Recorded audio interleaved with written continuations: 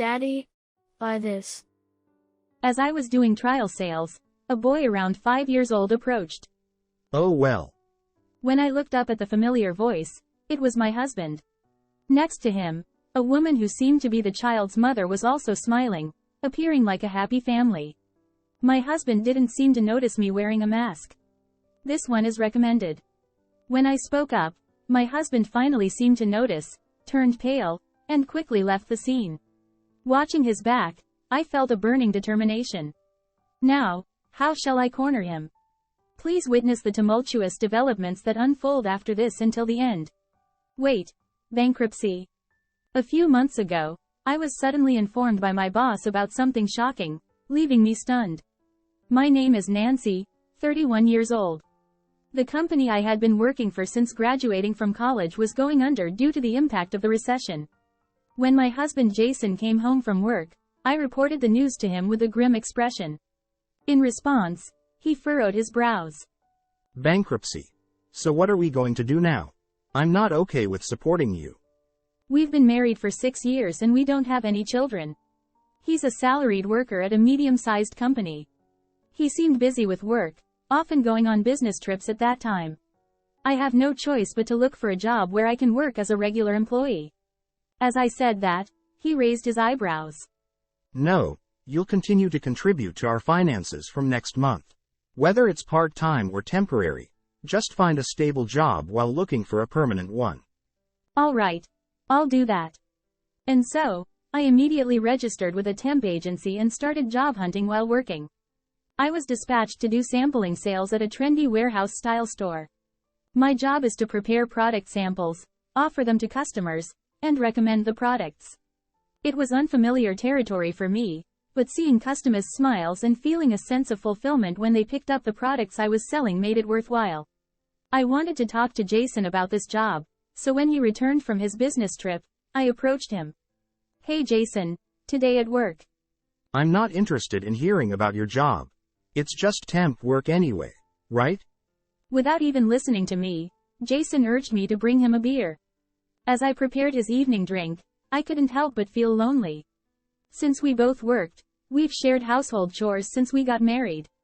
He has a lot of overtime and business trips, so I used to do a lot of the chores, but even when he's home, he helps with household tasks, so I didn't particularly feel any dissatisfaction. However, one day, Jason, your chores are piling up, I said, and my husband, who was fiddling with his phone nearby, looked annoyed. Can't you handle it yourself? Besides, starting today, all the household chores are your responsibility. He said. Huh. I stared at him in disbelief, but he remained unfazed. But we agreed to split the household chores when we got married. I protested. That was when you were a full-time employee, right? Now you're just a temp, so you should do all the household chores. Jason replied as if it were the most obvious thing. Despite explaining that I work as a temp from morning till evening and barely have a day off due to job hunting, he didn't listen. You're just a temp, after all. He repeated. In the end, I gave in, and since then, I've been doing all the household chores by myself.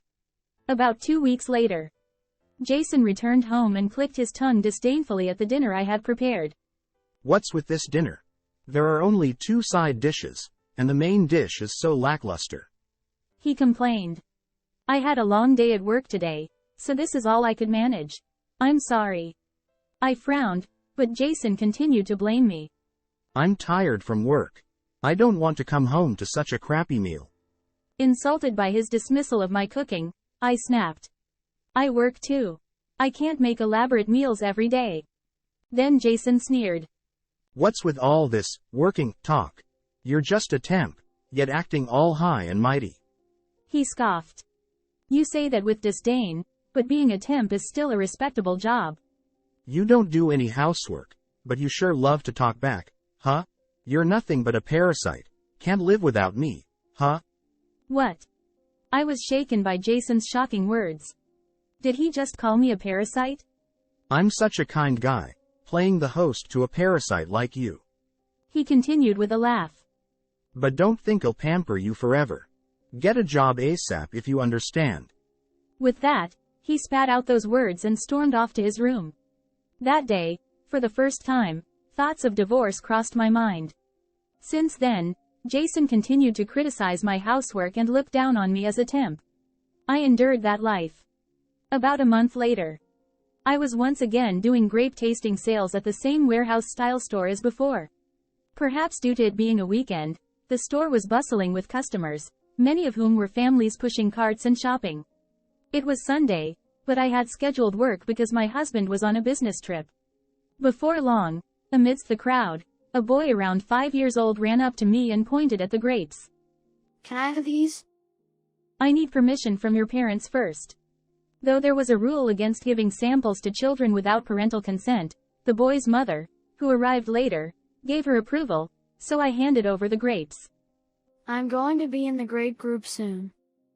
Oh, is that what they call the groups at your nursery school or kindergarten? That's unusual.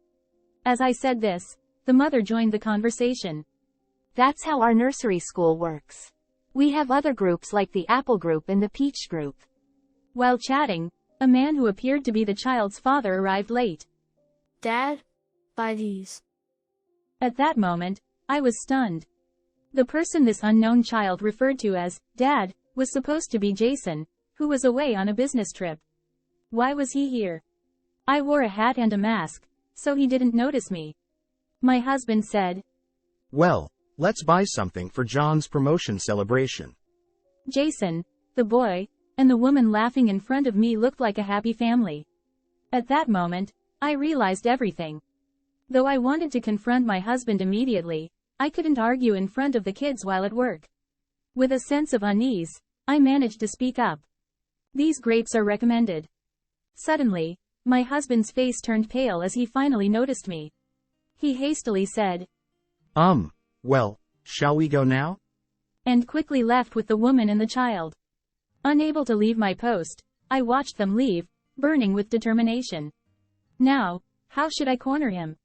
After work, I called Jason multiple times, but he didn't pick up, only sending a brief email. Still on a business trip. We'll be back in 3 days. What excuses does he plan to come up with in those 3 days? Well then, I'll play hardball too.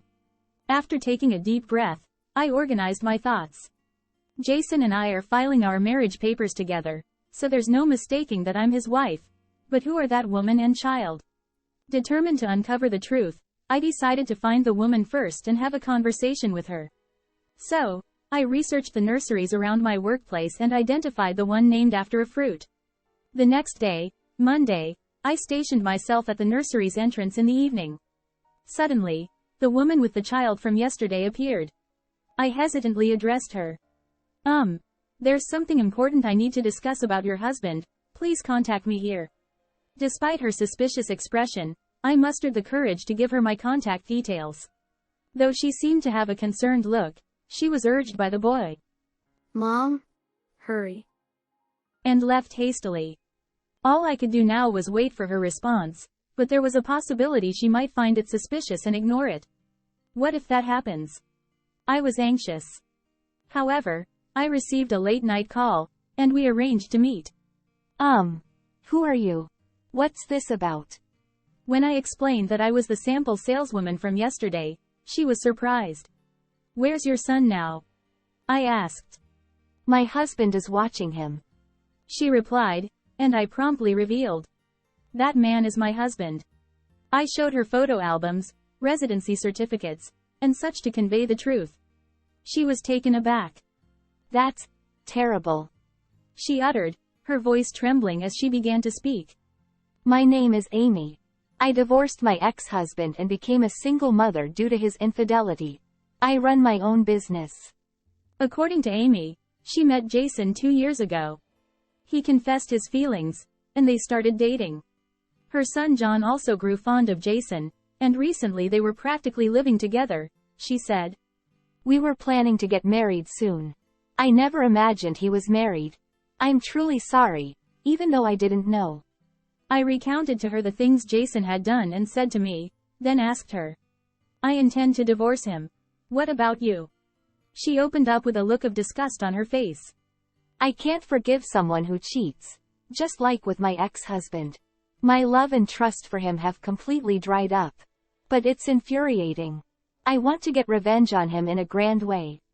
I couldn't help but sympathize with Amy's furious expression and said, "Me too." In agreement. And so, we decided to collaborate with each other. You know, that thing you mentioned earlier could be useful for revenge, don't you think?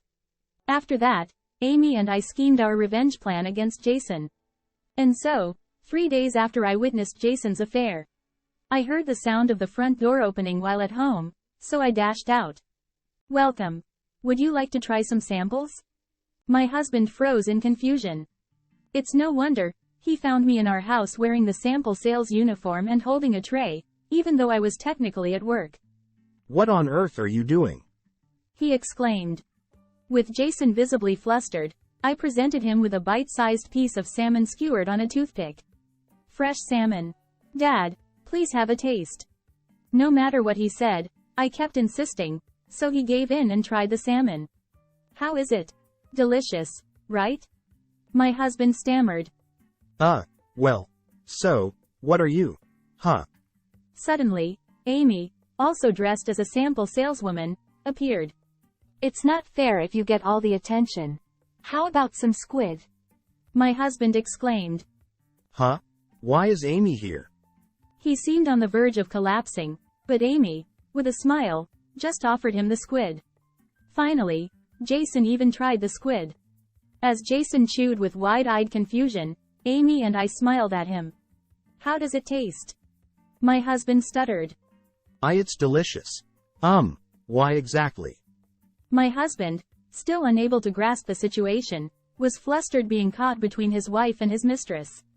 "Well, how about you explain things properly from your own mouth from now on?" Amy and I immediately put on stern expressions and sat Jason down on the sofa between us.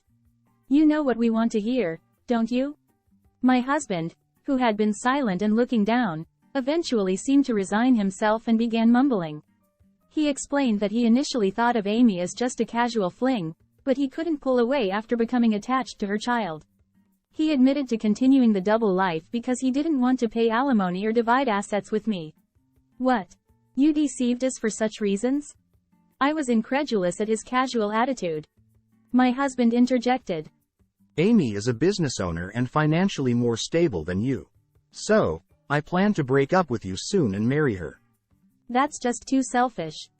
When I glared at Jason for brazenly spouting such words, he became enraged. Besides, there's no benefit for me to be with a temp worker like you. You're just a parasite. Then, he turned to Amy, and as if he were about to propose, he kneeled before her. Amy, you're the only one I love. I'll break up with this woman and be with you. And hey, you were looking for someone to take care of John, right? How about I become a stay-at-home husband? Amy firmly rejected his extended hand. "What? I refuse a lying man like you." Huh?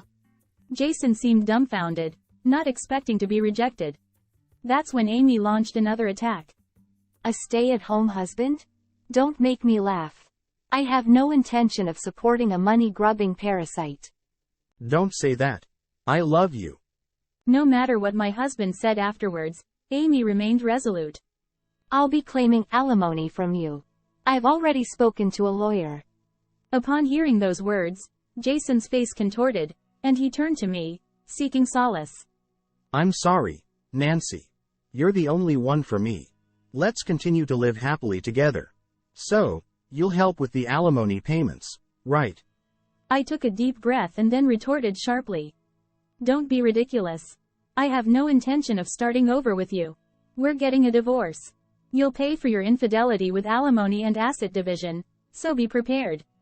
But, Left dumbfounded by both me and Amy's rejections, my husband wore a bewildered expression for a moment.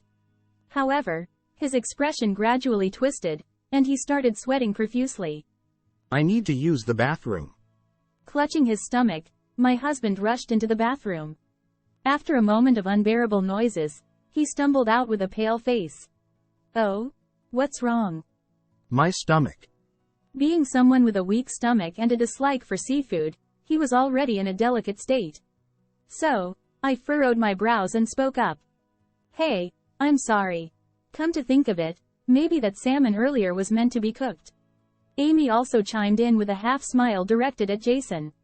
Oh, maybe my squid was the same. Upon hearing that, Jason's face turned even paler.